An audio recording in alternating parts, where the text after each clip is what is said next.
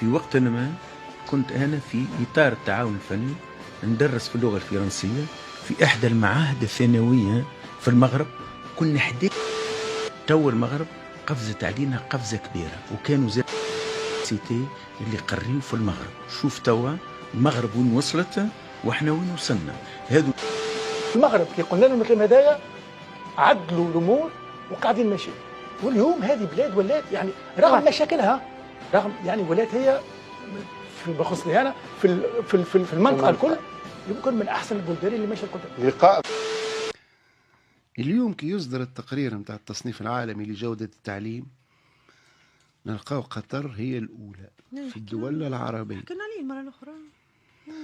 ونلقاو اللي لا وجود سي إبراهيم لسوريا والعراق. اللي كانت الناس تمشي العراق اللي كانت الناس تمشي تقرا فيها تبعث لنا الكتب لهنا. أنا قريت في الباك نتاعي كتاب الفلسفة هدية من العراق. كانت الحافلة نتاع سفارة العراق في باريس تتعبى بالكتب المختصة في الطب لأنها غالية برشا، وتدور على جامعات الطب في فرنسا وتفرقهم على الطلبة العرب مجانا باش ينجموا يقرأوا الطب بأقل المصاريف. اليوم بعد ما صار للعراق في 20 سنة هذوما، العراق وسوريا خرجوا تماما من التصنيف. العراق وسوريا اللي عدد من النخب التونسية الحالية درست في العراق ودرست في سوريا، بما فيهم راشد الغنوشي اللي مشى ودرس في سوريا. ومن بعد شفناه صبيحة العيد كيفاش قال اليوم أسعد زوز أيام، نهار العيد ونهار اللي إسرائيل قصفت فيه سوريا. في الترتيب هذا يا إيمان تونس توخر للمرتبة 84، دولة كالبحرين 33، الأردن 45، السعودية اللي توها مازالت معبية بالأساتذة والمعلمين التوانسة واللي ربما الإطارات متاعها في معظمهم درسوا عند معناها أساتذة ومعلمين توانسة، تجي قبلنا ب30 بلاصة المرتبة 54. وللأسف مصر الرائدة فكريا وثقافيا وإبداعيا تجي في المرتبة الأخيرة حسب هذا مؤشر متاع دافوس لجودة التعليم. مصر تحتل 139 من أصل 140 دولة، رغم كل ما يتقال اليوم على النهضة التنموية الكبيرة والمشاريع الفرعونية اللي قاعدة تتقام في مصر، لكن مش قاعدة ترافق فيها ثورة على مستوى السياسات التعليمية والتربوية اللي هي تبقى الأساس، لأنه هذاك هي الأبراج الحقيقية وهذيك هي ناطحات السحاب الحقيقية. إن شاء الله التقرير هذا يلقى رجع الصدى نتاعو عند دولتنا، عند سلطاتنا. وكانت تفكروا عن أسابيع سمعنا عن بعث معناها لجنة أو مجلس أعلى للتربية وإلى الآن طبعا لم يرى النور. وإحنا ديما نحكيه على الزمن في تونس، الزمن السياسي والبطء متاعه اللي كاد يساوي تقريبا العدم. إن شاء الله ذاك حد الباس. هذا شو نجم نقول. خليني نضيف حاجة يا رضا. تفضل.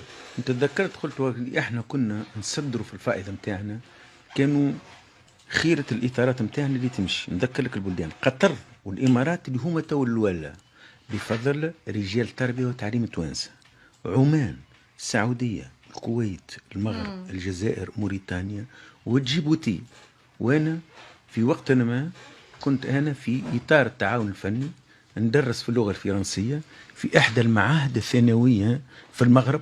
كنا 11 أستاذ لغة فرنسية، والمفتش هم يقولوا المفتش الانسبكتور، المفتشة هي فرنساوية، والآخرين الكل جايين. الوحيد كنت من تونس، معايا من كندا ومعايا من فيتنام ومعايا من رومانيا.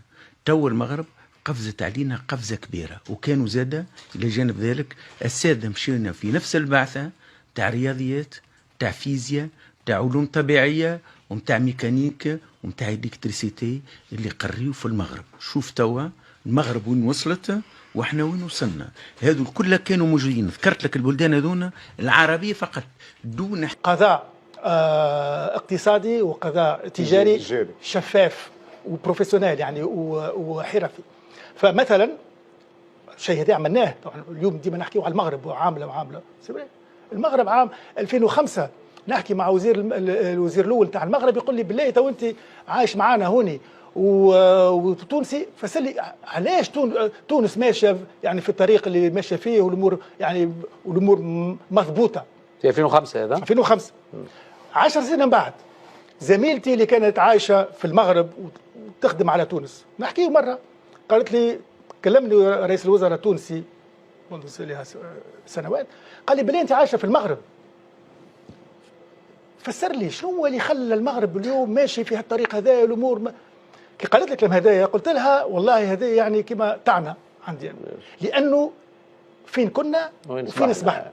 مش معناتها 2005 راهو كل شيء كان باهي، لكن يعني الشيء اللي عمله المغرب من عام 98 2000 لليوم حل البيبان لشنو؟ للتمويل الخارجي وللاستثمار. وضعنا دي تريبيونو دو كوميرس يعني المحاكم التجاريه حلوا باب واسع في حاجه سماها وقتها كنت نخدم معاهم لو باركور دو كومباتون.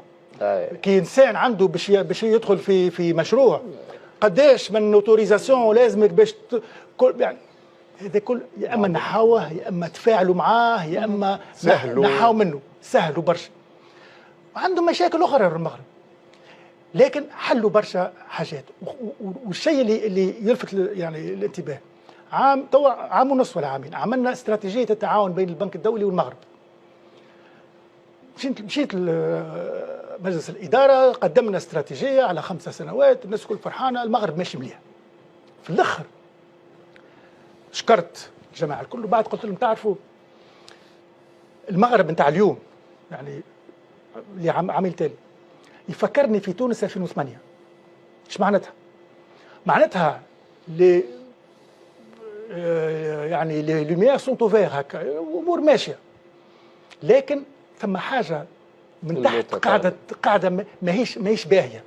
يعني الحوكمه مش باهيه، ثم فساد، ثم كذا ماناش فاتنين به.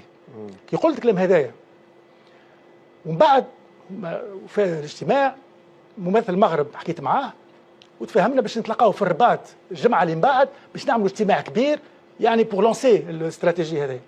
كي مشيت غادي وزراء والحكومه الكل، وزير الماليه وقتها سي محمد بن شعبون نحييه رجل هايل ياسر، قال لي سمعنا الموضوع